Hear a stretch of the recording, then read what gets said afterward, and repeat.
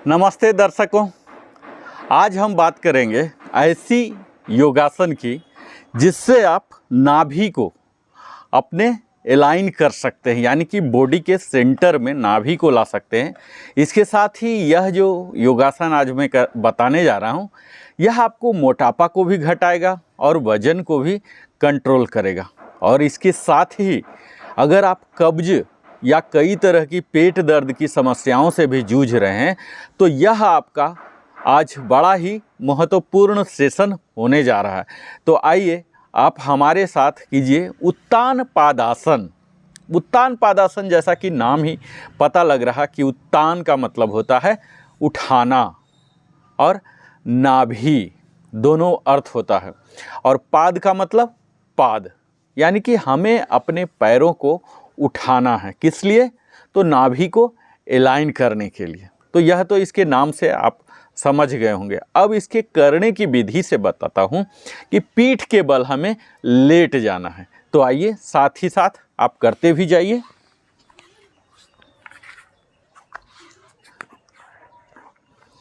आप पीठ के बल आराम से लेट के अपने दोनों पैरों को जोड़ लीजिए। दोनों पंजों को, पैर के दोनों अंगूठे दोनों सटे होने चाहिए। सांस पूरा इनहेल कर लीजिए।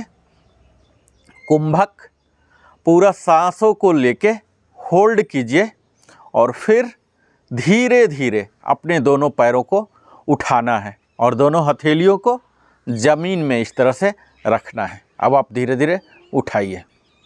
यह मात्र 30 डिग्री तक ही उठना चाहिए। आप यह देखिए कि जब आप अपना अंगूठा देखने लग जाएं, पैरों की अंगूठा, तो यही सही जगह है, यानी कि आप पहला जगह पर आ चुके हैं। यह है उत्तान पादासन।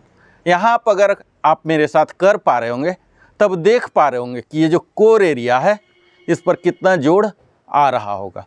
आप 5 की गिनती तक मात्र यहाँ बने रहिए और जैसे 5 होता है आराम से सांस को छोड़ता हुआ धीरे धीरे पैर नीचे कर लीजिए।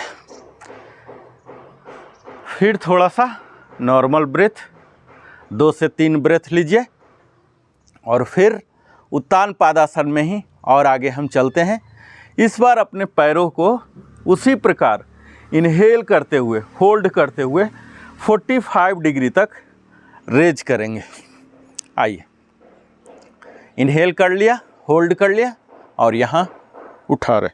यहाँ आपको दोनों पैर सीधा रखना, दोनों पंजों को सीधा। ये 45 डिग्री तक कर लिया। शुरुआती दौर में आप 5 की गिनती तक ही बने रहें। यहाँ होल्ड रखिए सांसों को और यहाँ स्लोली एक्सहेल करता हुआ, सांस को छोड़ता हुआ नीचे। तो यह दूसरा चरण हुआ। अब तीसरा चरण में हम जा रहे हैं, जहाँ कि हम अपने पैरों को 60 डिग्री तक उठाएंगे। Inhale, hold, raise. यहाँ देखिए, ये 60 डिग्री आ गया।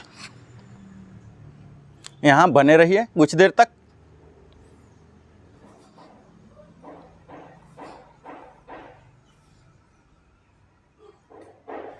और एक्सहेल करते हुए नीचे आ जाइए।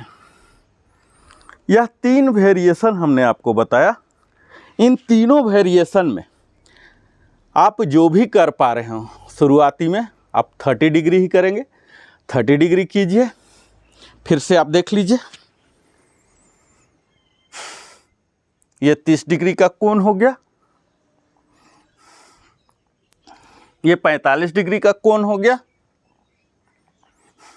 और अगला ये 60 डिग्री का कोण हो गया। इस तरह से आप ये तीनों उत्तान पादासन कर सकते हैं। अगर इसकी बारंबारता की बात की जाए कि कितनी बार की जाए, तो यह आप कम से कम 3-3 बार अवश्य कीजिए। आपका प्रयास यह होना चाहिए कि धीरे धीरे आप इनकी आवृत्ति भी बढ़ाएं और समय भी बढ़ाएं। तो कम से कम 3 बार तो इस उत्तान पादासन को अवश्य ही करें।